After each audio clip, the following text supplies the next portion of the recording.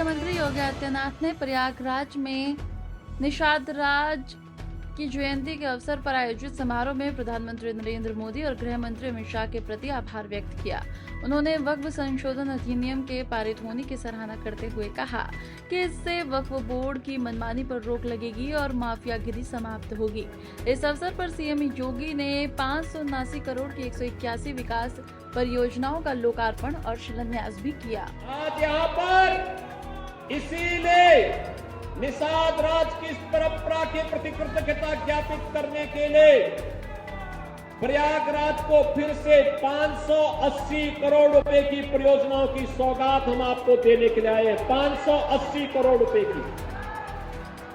हमारा प्रयागराज अब सामान्य रूप से इलाहाबाद नहीं रहा, अब ये प्रयागराज हो गया है। प्रयाग का मतलब मिलन स्थल और प्रयागराज का मतलब महामिलन स्थल।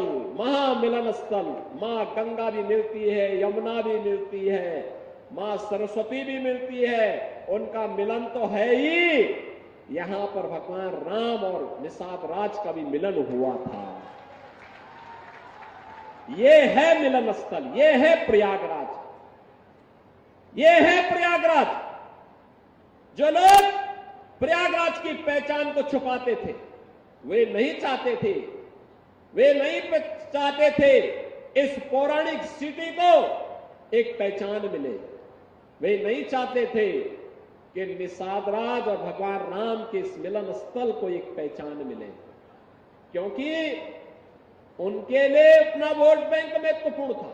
देख रहे हो ना, देख रहे हो, यहां पर भी निषाद राज की पौराणिक भूमि पर कब्जा और जगह जगह शहरों पर भी वक्फ के नाम पर कब्जे किए गए हैं। अब तो हम प्रधानमंत्री जी के प्रति आभार व्यक्त करते हैं। देखा ना, वक्फ बोर्ड ने कैसा मनमानापन उस समय बयान दे रहे थे। जब हम कुंभ का आयोजन करने जा रहे थे, उस समय वो बयान दे रहे थे कि प्रयागराज में कुंभ की भूमि भी वक्फ की भूमि है।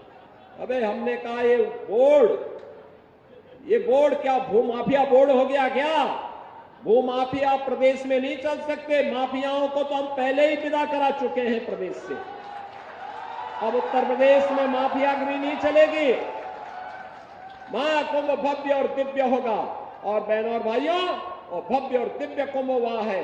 हम आभारी हैं प्रधानमंत्री मोदी जी के, गृह मंत्री अमित शाह जी के, जिन्होंने वक्फ बोर्ड की मनमानी पर लगाम लगा करके वेलफेयर के कार्य के साथ ये सभी बोर्ड जुड़े। इसके लिए वक्फ बोर्ड से संबंधित एक अत्यंत महत्वपूर्ण अधिनियम को संसद में, लोकसभा में पारित किया है। आज राज्यसभा में भी पारित होगा। बहनों और भाइयों, देश के प्रति निष्ठा होनी चाहिए। अपने आप ही नियंता तो नियत साप है, तो नियंता मार्ग प्रशस्त कर देता है, अपने आप रास्ता बनाता है। और रास्ता क्यों नहीं बनेगा? अवश्य बनेगा। आखिर ये प्रयागराज हमारा पवित्र धाम था।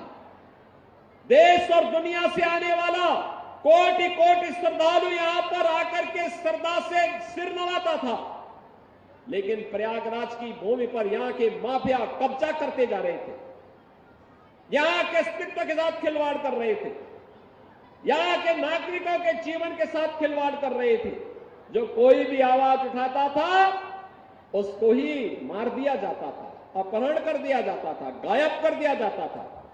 अब ये नहीं चलेगा, अब ये नहीं चलेगा। सरकार की पहले दिन से जीरो टॉलरेंस की जो नीति थी, उस जीरो टॉलरेंस की नीति के अनुसार आज सरकार फिर से इन कार्यक्रमों को आगे बढ़ा रही है। और मैंने यहां पे कहा है, यहां पे भी निषाद राज का ये भव्य पार्क बना है, मिलन का पार्क। इसने प्रयागराज के नाम को फिर से सार्थक किया।